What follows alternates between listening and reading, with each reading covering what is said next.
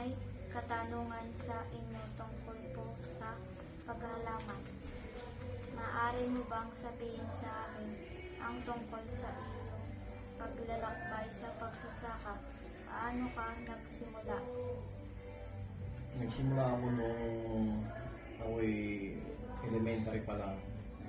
Una, kasama ko nung aking tatay sa kanyang pagsasaka. Wala pa kaming ganong kasanayan nun, pero hindi po pwedeng hindi ka tutulong dahil kailangan ng mga magulang at tumulong ka. Hanggang sa nagbinata ako, natuto na ako magsariling maghalaman. Kaya nagsimula nun, palagi na ako naghahalaman ng solo doon sa bundok. Anong mga pananim o livestock ang dalubhasa mo? Bakit mo pinili ang mga ito? Hindi naman ako talaga dalubhasa. Mahirap sabihin dalubhasa sa paghahalaman kasi talaga napakagaling na.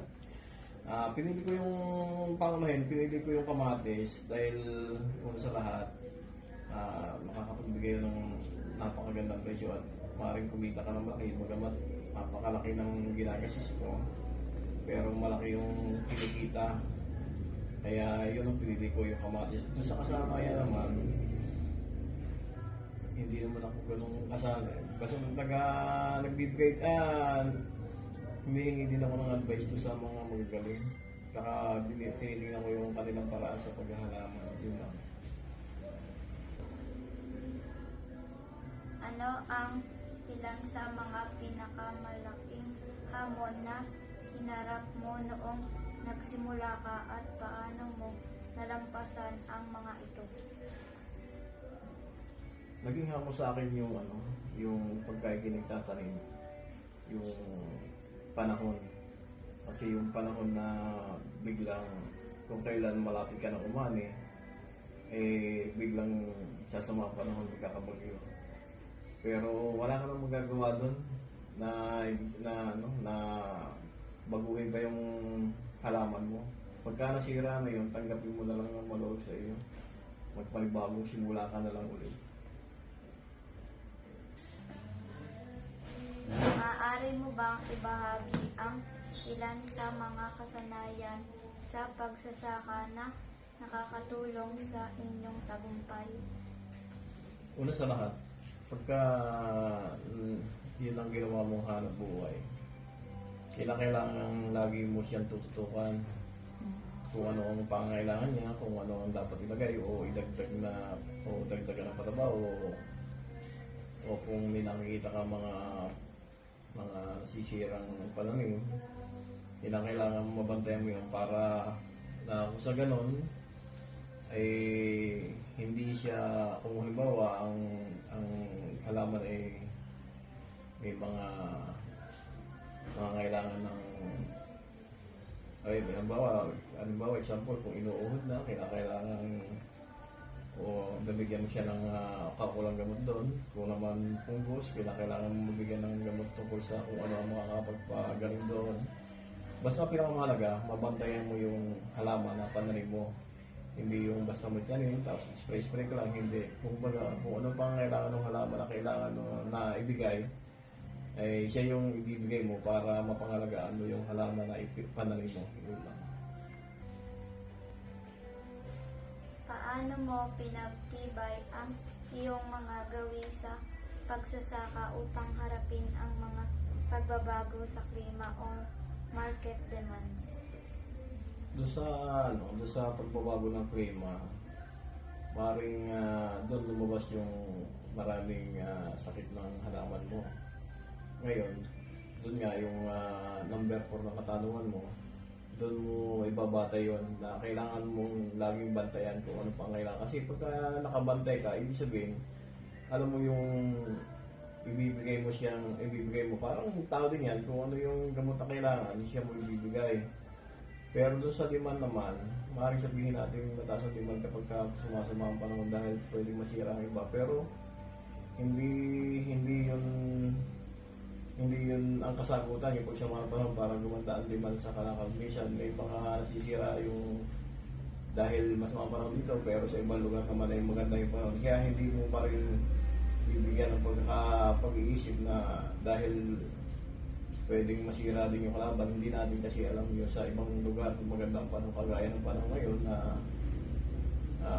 dito sa atin ay maulan pero sa ibang lugar ay mainit. Kung maganda ang kanilang panahon pero dito sa atin ay nahihirapan.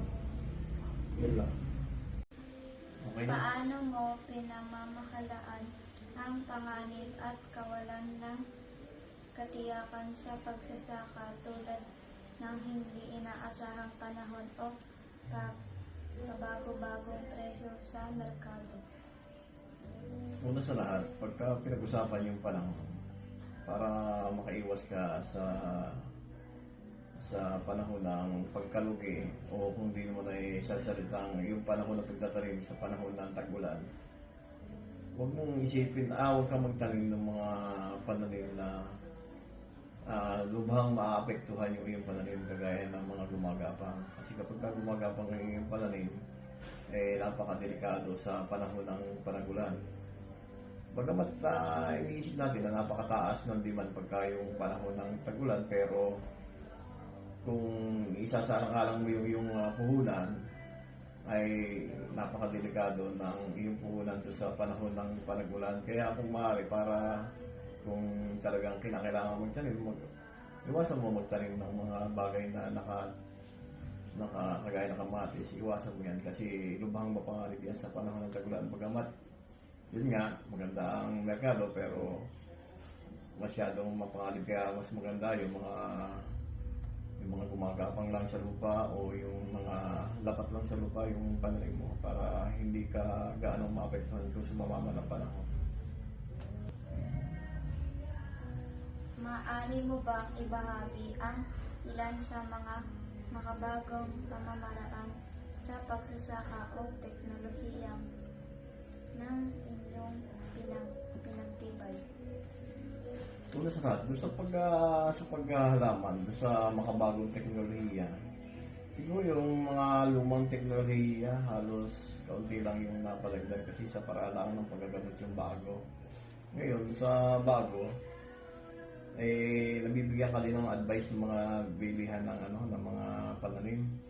O mas maganda, manood ka ng mga nagbibigay din sa, kasi madami ka na napapanood sa TV, gano'n ang kanilang uri ng paghahalaman. Malaking bagay din yung para sa karunungan mo sa paraan ng paghahalaman. At sila din yung mga bagong gamot, sila din yung nagbibigay ng mga bagong gamot na tungkol sa sakit na yun. Yun lang, at talagang maganda yung mga ganun paraan na yung kumbaga kinakailangan mo rin silang kahit hindi ko nakapanayan pero napapanood mo sila, malaking tulong yun sa iyo dahil doon pa lang kakaroon pa ng karunungan sa kanilang mga ginagawa na ibinablog.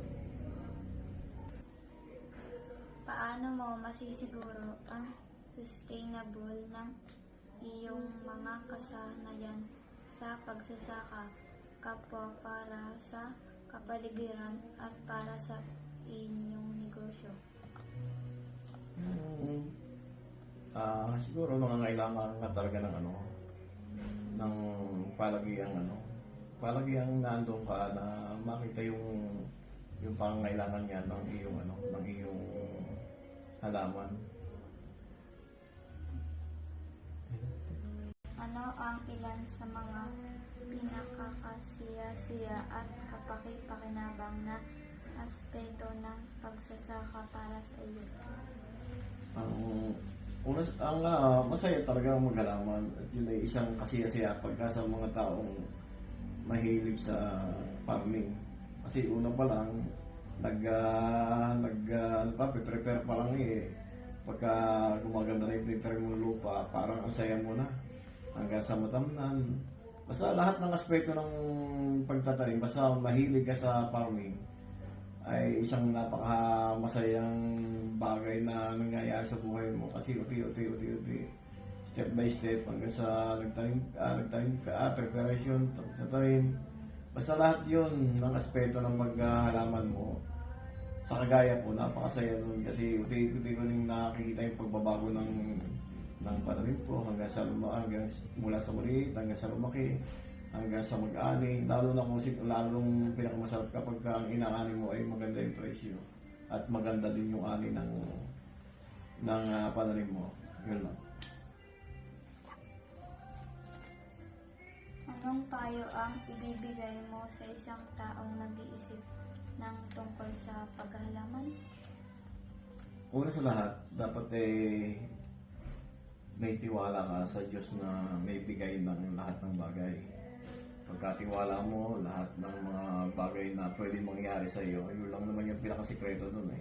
Lagi mong hilingin sa Panginoon, yung gabayan ka sa iyong gagawin sa pagtatanim, maging ito sa halaman na itatanim mo, gabayan ka, na sana pag dumating yung panahon na sa iyong pagtatanim na malakas ka, maayos yung pag-iisip mo kung ano ang gagamitin mo sa paghahalaman mo. Basta isa lang yun, magtiwala ka lang na ang Diyos yung magpapalaki. Magkapatingin ka pag-alaga, pero ang Diyos yung mamumula sa iyo sa paghahalaman, sa iyong gagawing paghahalaman.